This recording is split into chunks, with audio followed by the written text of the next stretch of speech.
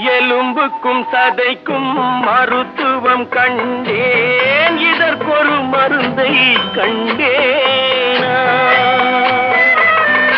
இருந்தால் அவளை தன்னந்தனியே எரியும் நெருப்பில் விடுவேனா? நமக்கும் மேலே ஒருவனடா, அவன் நானும் தெரிந்த தலைவனடா, தினம் நாடகம் ஆடும் கலைஞனடா. போனால் போகட்டும் போடா, போனால் போகட்டும் போடா. இந்த பூமியில் நிலையாய் வாழ்ந்தவர் யாரடா?